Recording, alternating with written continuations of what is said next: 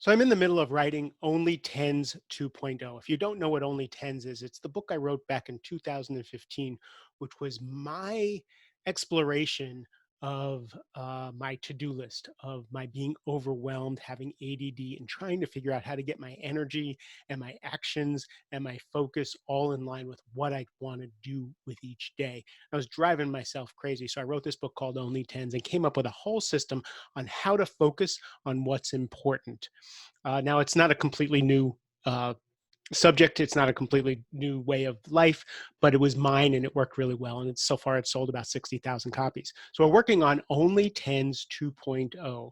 What originally was going to be Mastering Midlife, I was actually working on writing the book Mastering Midlife. My book coach suggested that Only Tens wasn't finished, that Only Tens, when I wrote it, was my exploration. And now I've been teaching it for 5 years. I've been doing workshops on it for 5 years. I've been living with it, failing, succeeding for 5 years. So Only Tens 2.0 needs to be written before Mastering Midlife. And that got me to thinking and wondering and meditating and journaling on what is the correlation between Only Tens and Mastering Midlife. I'm kind of done with to-do lists. I'm done with that kind of stuff. And I really want to move on to this next chapter in my life and in my teaching. And it finally dawned on me that one of the reasons you all listen to me, I think, is because of the way I share how I'm learning, how I'm growing, how I'm evolving, and I try and share real time.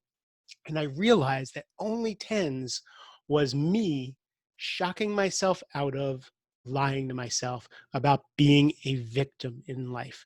All of us coaches teach this thing called victim versus being an owner, being a victim of life, being at the mercy of everything that happens, to the creator of my own experience. And Only Tens was my switch into that gear. I started to look at my to-do list and I started to realize that there were a lot of things on my to-do list that I had what I call qualifiers. They should be on my to-do list. Somebody else will be disappointed in me if I don't do it. I'm afraid not to do it, or something's not on my list and I'm afraid to do it. All these qualifiers. Well, it was something I couldn't delegate. I couldn't have the conversation. And there's also things I lied to myself. I kept putting on the to-do list and never getting it done. So it wasn't a 10, it was an 8, a 7, a 6, or maybe even a 2. And it's still on my to-do list, driving me crazy and taking up space in my life. So Only Tens 2.0 has me going back and exploring the absolute profundity of taking something that's on my to-do list, or taking anything in life, and then inquiring about it. Why is it on my to-do list? Why do I feel compelled to do it? Why am I not doing it? Why am I having so much resistance to doing it? Why am I having such trouble doing it?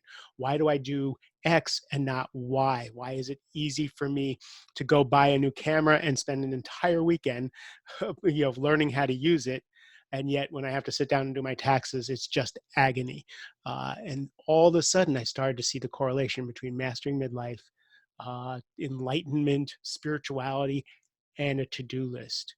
So for me, the first steps in getting conscious in my life, the first steps in becoming an owner, a creator at cause, whatever words you want to use, in my life, to take responsibility for the choices in my life, rather than being a victim of, oh, she made me do it, he made me do it, if I don't do it, I'll get in trouble, all those things.